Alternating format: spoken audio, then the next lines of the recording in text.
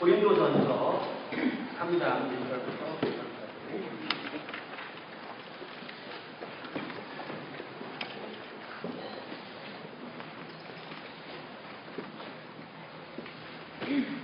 고린도전서 3장 1절부터 9절 말씀 교독하도록 하겠습니다. 형제들아, 내가 신령한 자들을 대함과 같이 너희에게 말할 수 없어서 육신에 속한 자 곧 그리스도 안에서 어린 아이들을 대함과 같이 하노라. 내가 너희를 스스로 먹이고 밥으로 안녕하니 이는 너희가 전하는 욕하였으며 지금도 못하리라. 너희는 아직도 육신에 속한 자로다. 너희 가운데 시기와 분쟁이 있으니 어찌 육신에 속하여 사람을 따라 행함이 아니리요. 너는 말하되 나는 바울에게 하고 나는 바울에게 하니 너희가 유의 사람이 아니리요. 그런즉 아볼로는 무엇이며 바울은 무엇이냐? 그들은 주께서 각각 주신 대로 너희로 하여금 믿게 한 사역자들이니라. 나는 성도와 바울은 물을 주었으되 오직 하나님께서 사랑하였으니. 그런즉 심는 이나 물 주는 이는 아무것도 아니오되 오직 자라게 하시는 이는 하나님뿐이니라. 심는 이와 물 주는 이는 받으나 각각 자기가 대로 자기의 상을 받으리라. 구절 함께 읽습니다. 우리는 하나님의 동역자되어 너희는 하나님의 화채여 하나님의 집이니라.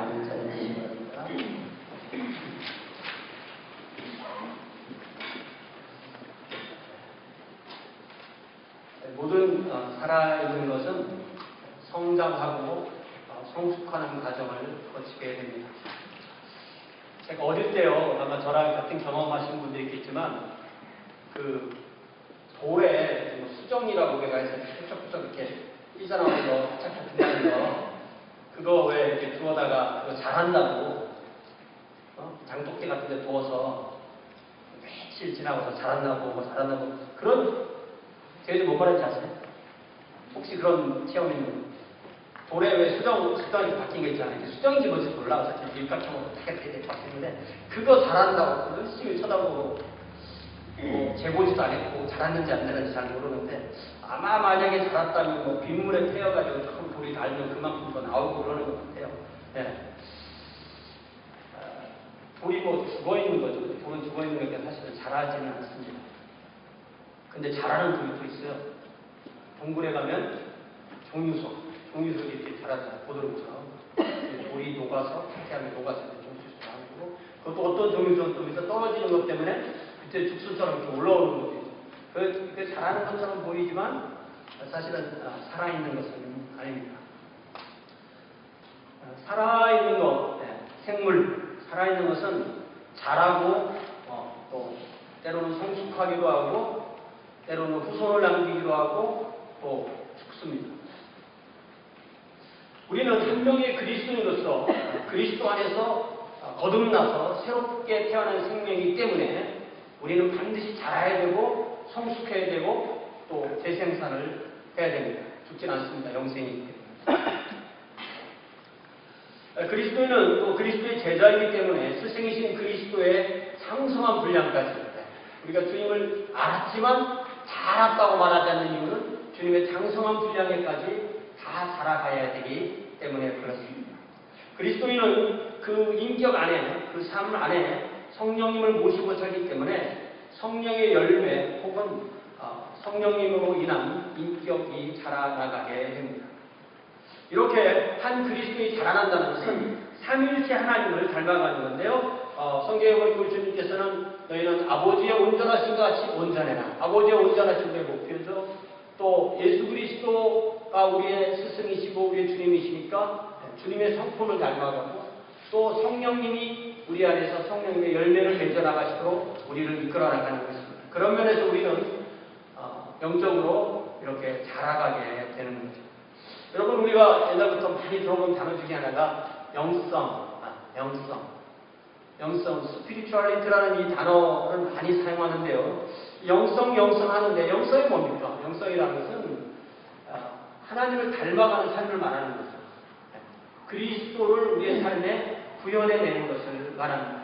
결국 한 사람의 그리스도인이 그의 성품에 있어서 하나님의 성품을 반영하는 그 정도가 바로 그 사람의 영성이라고 이렇게 말할 수가 있습니다. 그런 면에서 영성이 있다라는 말과 그 사람의 성품이 주님을 닮아간다는 말은 다른 말이 아니고 동일한 말이 되는 것입니다. 신앙이 그 사람의 영성의 재료가 된다면, 원인이 되는 에너지가 된다면 그 결과는 성품의 성장, 성품의 변화, 성품이 주님을 더 닮아가는 것으로 드러나야만 하는 것입니다. 우리가 하나님을 만나 예배하고 말씀을 듣고 기도를 하고 찬양을 하고 또 하나님과 관계를 갖는 것 이 자체가 결과로 드러날 때는 그 사람의 좋은 방향으로, 주님을 닮은 방향으로 인격이 성숙한 것으로 드러나야 하는 것입니다. 문제는 한 사람이 그리스도인으로서 성숙되는 것이 그 사람이 언제 예수님을 믿었기 때문에 이제 몇십 년이 지났기 때문에 이만큼 자랐을 거라고 보장이 되지 않는다는 거죠. 예수님께서도 영적인 성장과 성숙에 관한 말씀을 하실 때 먼저 된 사람이 나중되고 나중된 사람이 먼저 된다 이런 말씀을 하셨어요. 지금 사도 바울이 고린도 전서를 쓰면서 이 고린도 교회 성도들의 대다수를 바라보는 그 마음이 참 안타깝고 많은 고심에 빠져 있었습니다. 왜냐하면 대다수의 고린도 교회 성도들이 영적으로 미성숙하였기 때문입니다. 여러분, 고린도 전서가 고린도 교회만을 위한 것이 아니고 모든 교회를 위한 것이고 특별히 오늘 우리 교회를 위한 것이라면 우리 각자는, 그리고 우리 교회는 얼마나 영적으로 성숙해 있습니까? 아니면 얼마나 미성숙해 있습니까? 오늘 우리가 우리 자신을 진단하기는 그렇게 쉽지 않지만 이 말씀을 들으면서 우리가 어느 정도 성숙했나라는 것을 이 말씀을 통해서 스스로 진단하고 또 발견할 수 있기를 바랍니다. 그리고 각자가 3일 찬양을 따라서 내가 영적으로 더 성숙하기를 그렇게 소망합시다. 이러한 영적인 성장에 있어서 우리 모두는 서로에게 이렇게 책임이 있지만 저는 좀 더 책임이 있습니다. 제가 이 교회의 목사로서 부름을 받았기 때문에 제가 어느 정도 더 책임을 가지고 있습니다. 그럼에도 우리는 함께 이렇게 이 한 목장에서 또 한 불구덩이에서 아니면 한 밭에서, 한 화단에서 꽃밭에는 꽃들이 모여 살고요 하면서 그렇듯이 같이 이렇게 자라는 서로의 책임이 있습니다. 그런 면에서 제가 목사고 여러분들은 성도지만 사실은 우리 모두가 다 목사로서 서로에게 동역자로서의 책임을 가지고 있습니다. 우리는 하나님의 밭에서 함께 자라나는 하나님의 화초들이에요. 이게 별로 여러분들이 감동을 안 하시는데 이런 부분에서 이렇게 어린 아이처럼 감동을 하셔야 됩니다. 오늘 우리 성가 연습을 하는데 어른들은 그냥 무덤무덤한데 대학생들은 막 아무것도 아닌데 막 묻는 걸 그냥 아무것도 아닌데 우리가 그런 생생함을 많이 잊어버리는 거죠. 웃자고 해도 안 웃고, 웃자고 해도 안 웃고, 울자고 해도 안 웃고, 안 울자고 안 울고, 뭐 이렇게 나이가 먹으면 그렇게 되는데, 살아있을 때는 빵빵 웃을 수 있는 그런 마음도 생기게 되는 거죠. 자, 오늘 이 본문에서 사도 바울은 하나님의 동역자 이런 말씀으로 고린도 교회 성도들을 좀 격려하고 있습니다. 우리도 이 말씀을 함께 나누도록 하겠습니다. 1절에 보니까 형제들아 내가 신령한 자들을 대함과 같이 너희에게 말할 수 없어서 육신에 속한 자 곧 그리스도 안에서 어린아이들을 대함과 같이 하노라 라고 말합니다. 이게 뭔 말이래요? 지난주에 본 고린도 전서 2장에서는 세상에 있는 모든 사람을 두 부류로 나눴어요. 하나는 그 안에 성령님을 모신 하나님의 사람들, 하나님의 지혜신 예수 그리스도를 믿은 사람들로 나누고 그 나머지 사람들은 육신에 속한 자들, 세상의 영을 받고 아직 예수를 모르고 아직 하나님의 지혜를 받아들이지 않고 하나님의 지혜신 예수 그리스도를 오히려 미련하다고 비웃는 그 사람들, 이 크게 세상 사람들을 이렇게 둘러 나누었습니다. 그런데 오늘 이 본문에서는 이 시작 부분에서 이 성령에 속한 사람, 예수님을 믿는 사람, 성도라 부름을 받고 교인이라 부름을 받는 사람도 다시 크게 두 부류로 나눌 수 있다는 것입니다. 1절에 보니까 신령한 자들이 있고 1절 뒷부분에 보면 육신에 속한 자들이 있는데 육신에 속한 자들의 정의는 그리스도 안에서 어린아이 같은 사람들이다. 이렇게 크게 두 부류로 나누었습니다. 첫째 부류는 신령한 자들인데요. 신령한 자들은 영적으로 성숙한 사람들입니다.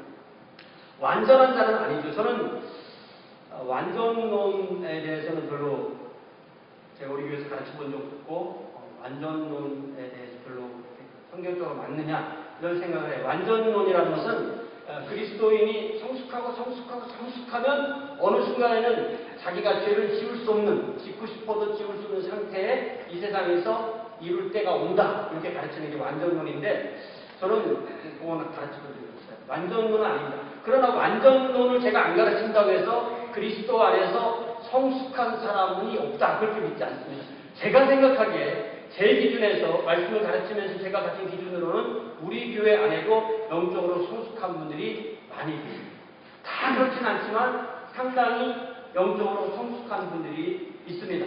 그런 면에서 완전한 자들은 아니지만 많은 부분에서 그리스도를 닮아서 그리스도를 반영하는 그런 영적인 성숙한 분들이 있다는 것입니다. 전혀 죄를 범하지 않는다는 것이 아니라 혹 죄를 범해도 바로 회개하고 습관적이거나 심각한 죄에 지속적으로 빠져있지 않는 그런 형태입니다. 그런 형태의 그리스도인들을 신령한 자들 이렇게 그러니까 어린아이라고 했으니까 어른 이렇게 말할 수 있는 거죠.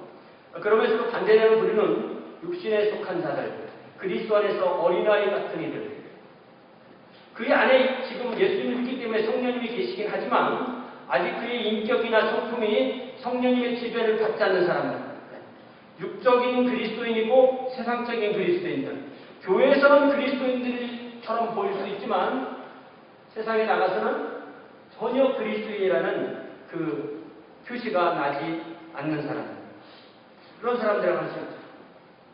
그 안에 성령께서 주신 거룩한 소망이 그리스도 성령께서 계시기 때문에 성령께서 나를 붙들고 나를 주님의 그 장성 훈련까지 나를 이렇게 성장시켜 나가겠다는 성령님의 소망을 스스로 깨닫지 못하는 사람 습관적인 죄에 지속적으로 빠져 있으면서도 그로 인해서 주님께서 마음 아파하실 것을 생각지도 못하는 사람 순전히 자기중심적이고 또 자기중심적으로 주님을 대하기 때문에 주님을 말로는 부르지만 사실은 주님을 자기 종처럼 생각하는 사람 이런 사람들이 예수를 믿는다고 하지만 실제로는 육적인 그리스도인이라고 그렇게 할 수가 있습니다.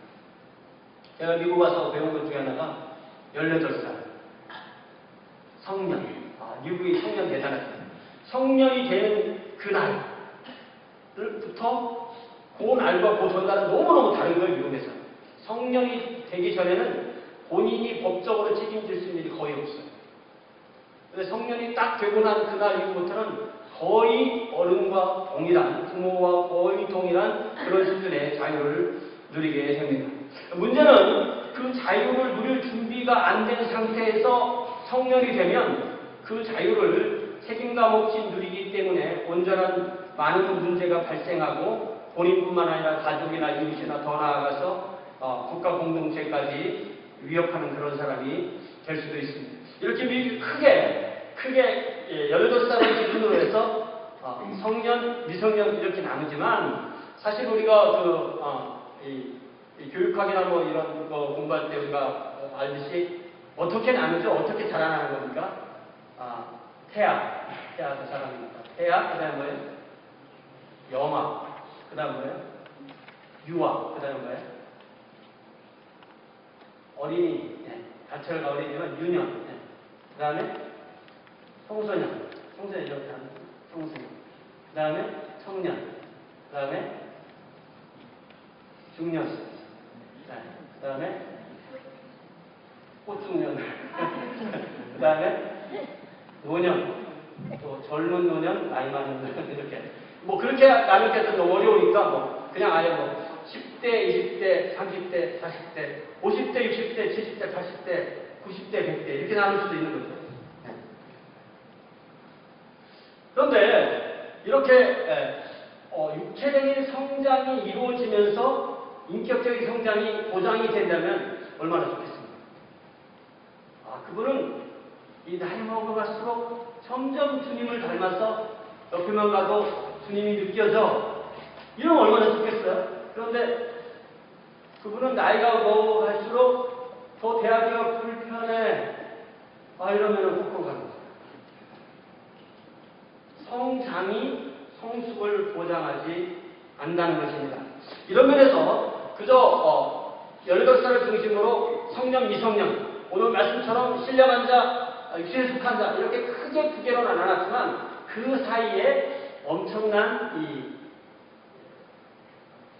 단계나 상태나 계층이나 이런 게 있을 수 있고 또 어떨 때 보면 성숙한 사람 같다가 어떨 때 보면 애기 같다가 어떨 때 보면 애기 같다가 어떨 때 보면 성숙한 사람 이렇게 되는 경우도 많이 있다는 것입니다. 그리고 우리가 초중등학교 때 생물 시간에 생물을 배울 때 이 동물의 성장 곡선 그런 거 배우면 기억이 안 겁니다. 보면은 갑각류는 어떻게 성장하는지 그랬어요? 갑각류는 껍데기가 딱딱하니까 어떻게 성장해요? 껍데기를 벗을 때마다 쑥쑥 자라는 거예요. 갑각류의 성장 곡선은 뭐라고? 계단식. 이렇게 자란다고 설명했죠. 그런데 우리처럼 이 피부가 딱딱하지 않은 동물은 완만한 이렇게 S자를 그리면서 자란다. 이렇게 배워봤어요. 그리스도인으로서 우리의 성장도 우리의 그 성장을 그래프로 그린다면 여러분의 성장을 어떻게 그래프로 그려서 표현할 수가 있겠습니까? 그저 영적으로 저기 나온 대로 어린아이, 어느 날 갑자기 성숙한 사람 이렇게 되지 않는다는 거예요. 여기도 역시 많은 업앤다운도 있고 뭐 잘하다가 또 퇴보할 때도 있고 더 잘하기도 하고 정치할 때도 있고 그렇게 될 수가 있습니다. 이런 면에서 영적으로 우리가 영적인 조울증도 생각해 보세요. 조울증이라는 게 있거든요. 조울증이 뭐죠? 조울증. 우울증이라는 게 있어요. 우울증은 그냥 죽고 싶어 이 우울증이에요. 조울증은 뭐냐면 하루에도 몇 번씩 천당에 갔다가 갑자기 또 지옥에 갔다가 천당에 갔다가 이게 되게 힘들답니다. 영적으로도 그런 분이 있다는 거예요. 어떨 때는 상당히 충만한 같은 거 주변 사람들 막 은혜를 딱 끼치다가 어느 순간에 지옥에 떨어져서 예수님이 어디 계시냐고 이렇게 하는 그런 영적인 상태도 있다는 것입니다. 조울증이 심각한 병이듯이 영적인 조울증도 역시 심각한 상태입니다.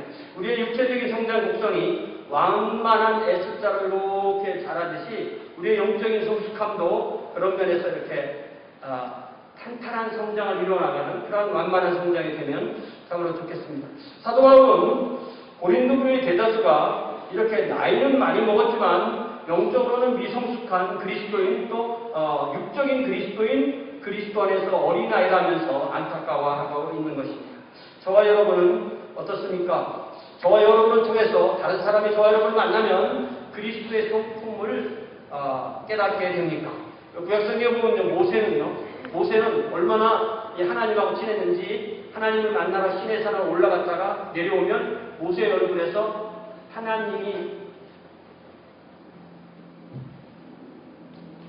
올라서 오른다는 말이죠. 오르른다는 것처럼 하나님이 여기 딱 여기 붙어서 정전기가 붙어서 그 광채가 하나님 광채가 모세의 이 얼굴 거꾸로서 막 나는 거예요. 사람들이 모세를 못 보는 거예요.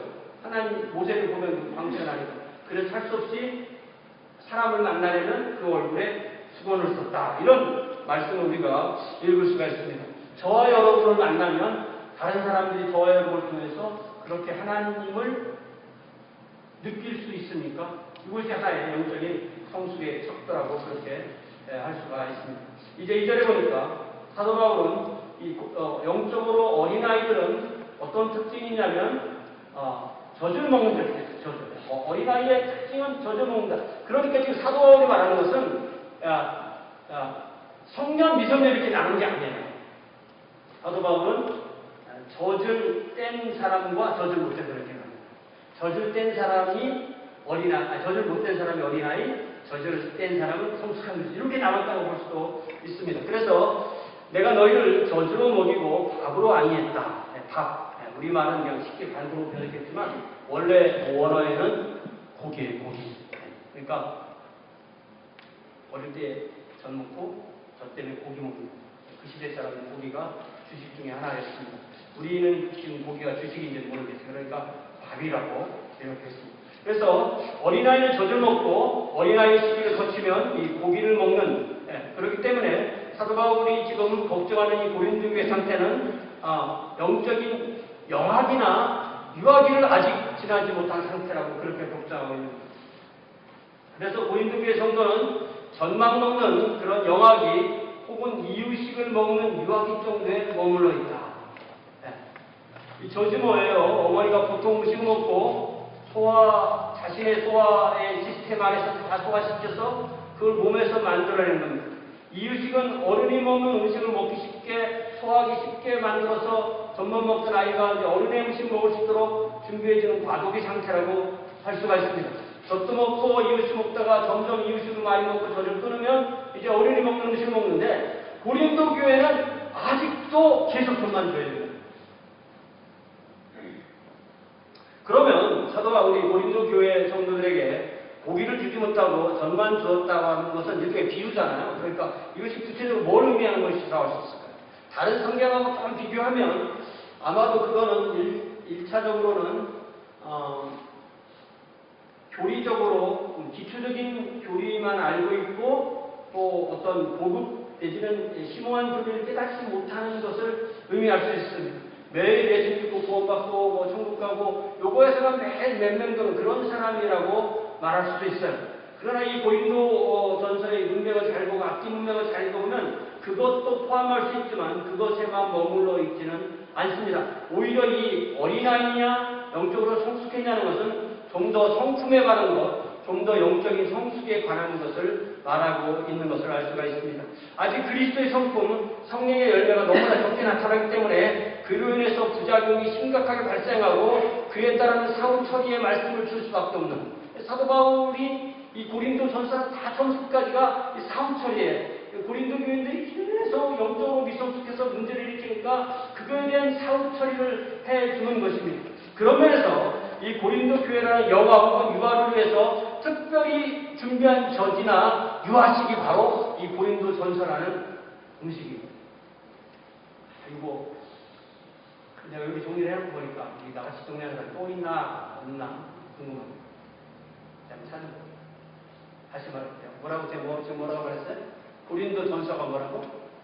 밥이라고 젖이라고. 젖이. 누가 먹는? 고린도 교회가 먹는.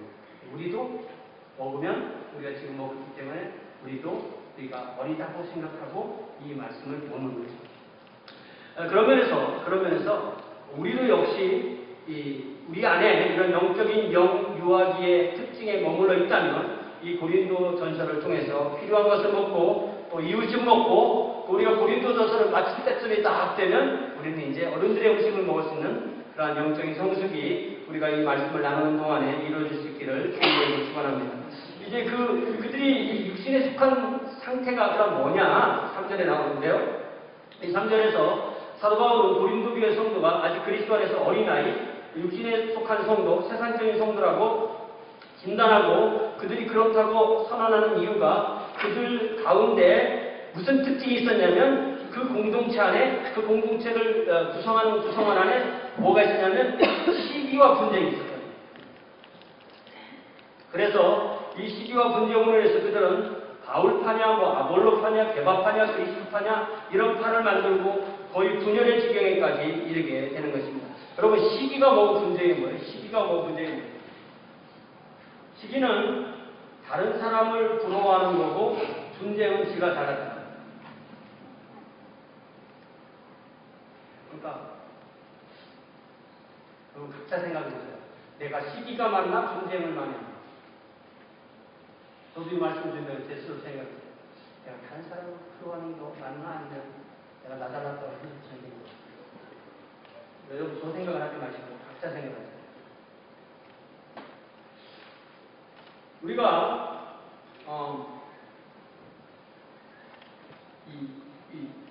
이런 영적으로 어린아이의 특징을 가지고 있는데 그 영적인 어린아이의 특징이 바로 시기와 분쟁이랍니다. 그 시기와 분쟁이 있음으로써 그 사람의 시기에 분쟁이 있으면 그 사람의 약한 것이 고스란히 드러나는데 그 드러나는 것이 공동체를 파괴하는 것으로 드러난다는 거죠. 우리가 어린이들 이렇게 모여있는 것에, 유치원 선생님이나 이분들도 그렇지만, 교회에서 그렇고, 어린이들 이렇게 모여서 애들 모이는 잘 보면, 애들은 진짜 시기가 분쟁이 많아요.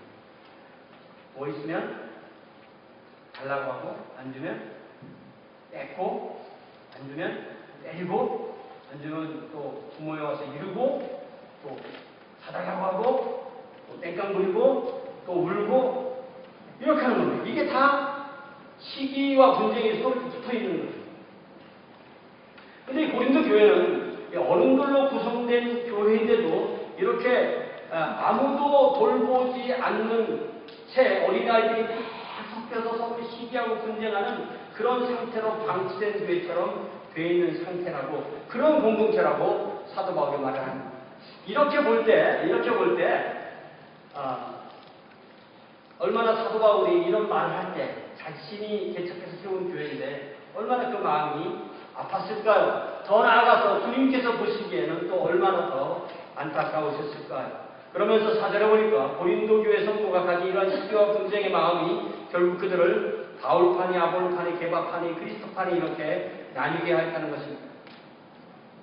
사랑하는 성도 여러분, 우리는 어디서 똑 떨어진 그런 존재가 아니기 때문에 누구에게도 다 자신에게 영향을 준 그런 영적 지도자가 있습니다.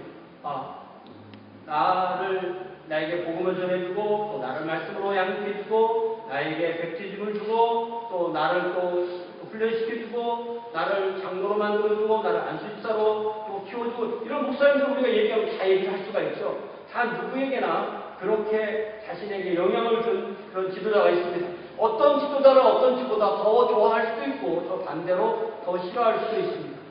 사실 우리가 그렇게 누구에게인가 영향을 받지 않았다면 우리는 지금까지 여기까지 올 수도 없었을 것입니다. 그런 면에서 우리는 누군가에게 영향을 받기도 하고, 또 우리가 그 안에서 성숙할 때 누군가를 또 영향을 주기도 하고, 그러면서 우리가 함께 자라게 되는 것입니다. 그러나 중요한 것은 내가 어떤 지도자를 좋아한다고 해서 그 지도자가 내가 주님을 사랑하는 것처럼 또한 주님처럼 나에게 그렇게 중요하다는 것은 아닙니다. 그 지도자의 영향을 받고 좋아하는 것이 그리스도를 나뉘게 하고 그리스도의 몸을 나뉘게 하는 것이 되어서는 결코 안 된다는 것입니다. 자, 그렇다면 우리가 잘 알고 있는 이 교회의 교파들은 뭘까요? 교파들. 왜 교파가 그렇게 많은지. 이 교파는 그리스도의 교회라는 이 교회 안에 있는 교파는 마치 그리스도교라는 큰 2000년 된 나무가 가지고 있는 큰 가지와 같은 것입니다. 거대한 나무가 가지가 없다면 그 나무는 빈약할 수밖에 없습니다. 그런 면에서 우리 그리스도교 역사 안에서 많은 교파가 있고, 교파마다 나름대로 특징이 있고, 나름대로 주님의 사역을 한다는 점에서 이것은 참으로 당연하고 자연스러운 일입니다. 어떤 나무가 기둥만 있고 아무것도 없다. 뭐 나무라 하기가 좀 그렇죠. 야자나무도 잘 보면요, 나무하고 잎이 있는데 잎이 가지 역할을 하는 거죠. 선인장도 잘 보면 가지가 없는 것 같지만 가지도 있고, 또 나름대로 잎도 있고, 심지어 선인장 가시도 또 잎의 역할을 하기도 합니다. 예를 들면 우리 역사에서 츠빙글이나 스위스의 개혁자 츠빙글이나 또 프랑스 사람으로서 이 개혁주의 전통을 완성시킨 이런 칼뱅을 영향을 받고 그들이 세운 교단에 속해 있고 그들을 사랑하고 또 그 전통을 자랑스러워 하는 것 충분히 자연스럽고 당연한 거고 이해할 만한 일입니다.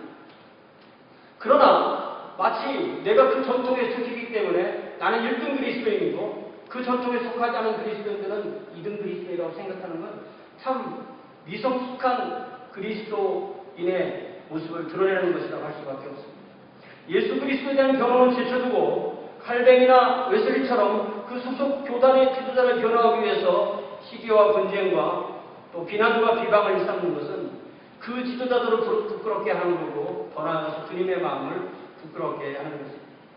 이러한 현상은 한 개교의 입장에서 일어날 수가 있어요.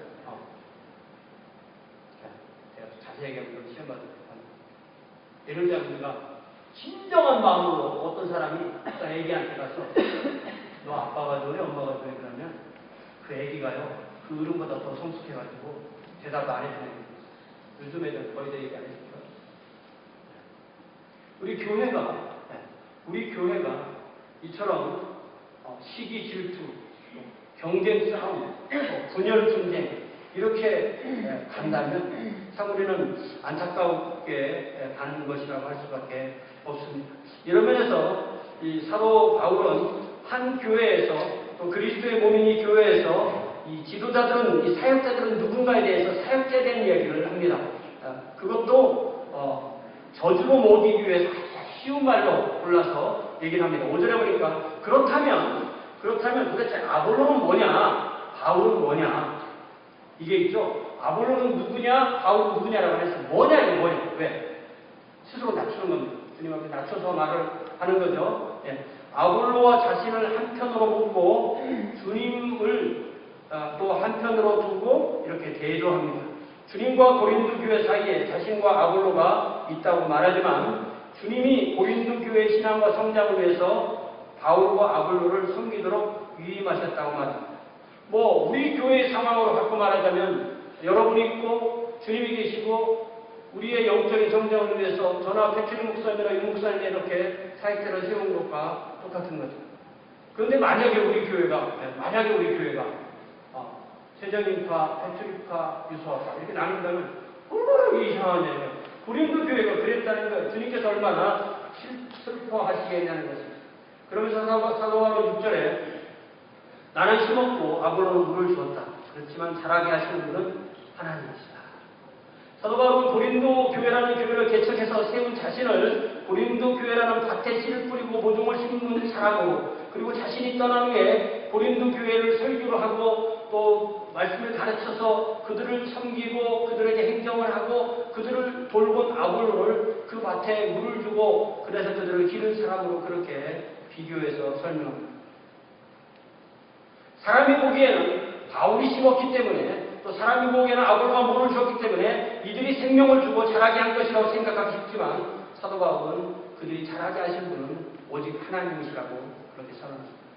옛날에 친구 엄마가 일찍 혼자가 되셨어요. 자녀들이 몇 명이나 쭉 잘 자라는 사람들이 와서 어떻게 애들 이렇게 잘 키웠는지 입혀주고 재워주고 이렇게 크대요. 부모가 기른다고 하지만 실제로 길러주시는 분은 하나님이시라는 거죠. 우리가 뭐 잡아당겼습니까? 그게 아니죠. 하나님이 길러주신다는 것입니다.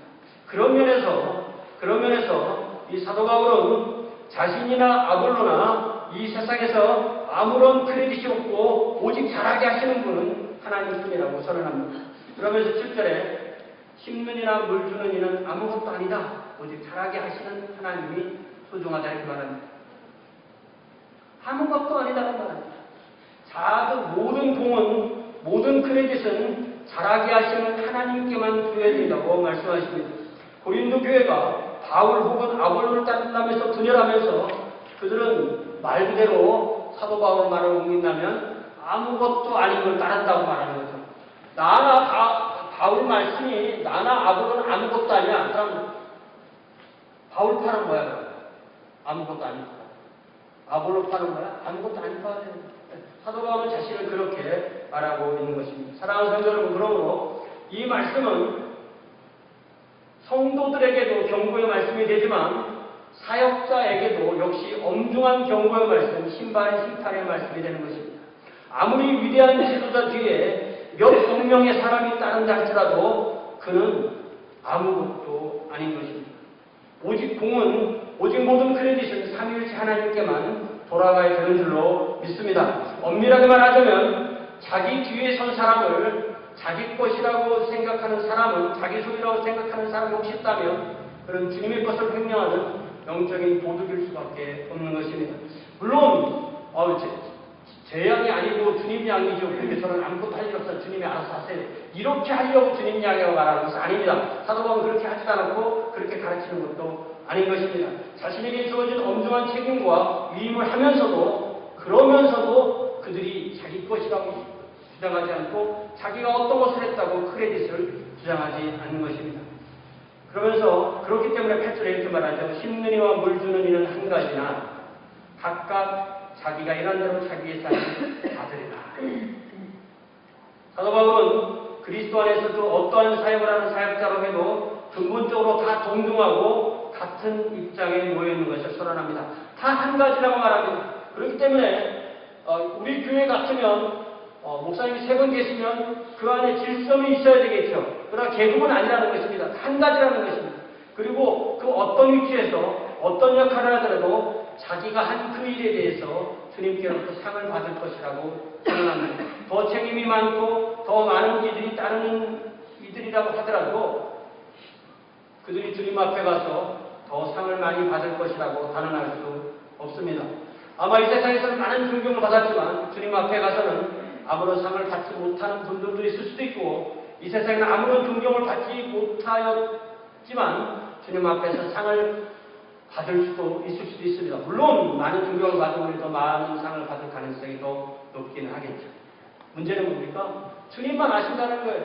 주님께서 상을 주시는 것이지 사람들이 상을 주는 것이 아니고 이 세상에서 상을 받으면 주님 앞에 상이 없다고 말씀하셨습니다. 그런 면에서 우리 상당히 많은 경우에 내가 구원받은지 안 받은지 잘 몰라 죽어봐야 이런 것을 우리가 유보할 수 없는 거지만 저분은 분명히 주님 앞에 가 상을 많이 받을 것이야. 나는 주님 앞에 가면 상이 너무 많을 것이야. 이렇게 이 세상에서 쉽게 판단할 것이 아니라는 것입니다. 우리는 좀 더 유보하고 주님 앞에 섰을 때 주님의 직권에 그 모든 것을 맡겨야 할 것입니다. 이제 9절에서 사도 바울은 고린도 교회는 하나님의 밭이고 하나님의 건물이라고 그렇게 그러면서 바울과 아볼로 자신은 하나님의 일을 하는 동료 육군이라고 그렇게 선언합니다. 그렇기 때문에 제발 나하고 아볼로 사이에 두고 제발 시기하고 분장하고 자랑하고 분열하지 말라는 것입니다. 더 나아가서 우리 모두가 하나님의 동역자, 또 우리 모두가 하나님의 밭의 작물이고 또한 하나님의 것이라고 그렇게 말하고 있습니다. 마치 군대에 가면 지휘관이 있죠. 지휘관. 단위 부대 지휘관이 있습니다.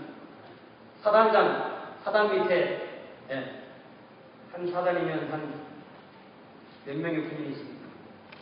예를 들면 한 5천 명 있다고 합시다. 그러면 사단장도 군인이에요. 사단장도 역시 군인입니다. 저는 목사고 여러분은 성도니까 목사 따라 성도 따라는 아니죠. 저도 성도입니다. 그렇게 보면 사단장도 군인이고 200명도 군인이면 사실은 모든 사람이 군인듯이 우리 모두도 다 성도이고 우리 모두도 다 목사라고 그렇게 말할 수가 있습니다.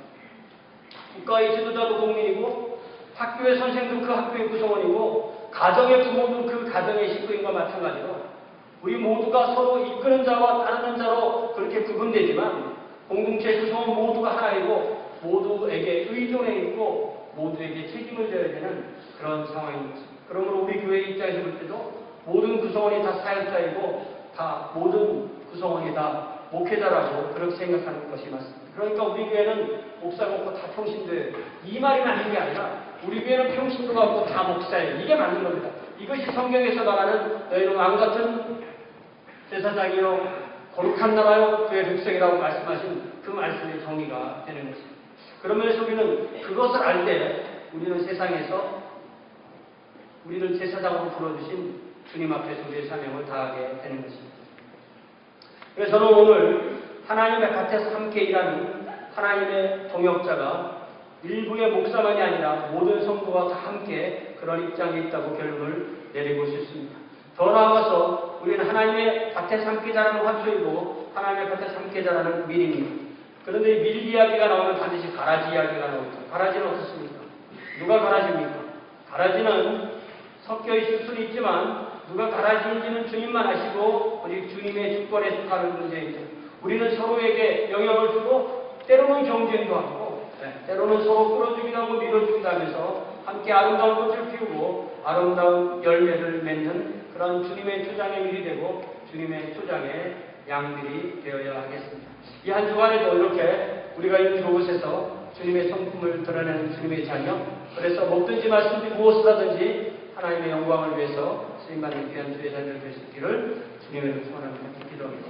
사랑의 아버지 하나님, 우리를 이렇게 주님을 따르는 주님의 제자로 삼아주시고 아버지 하나님의 성품을 따르는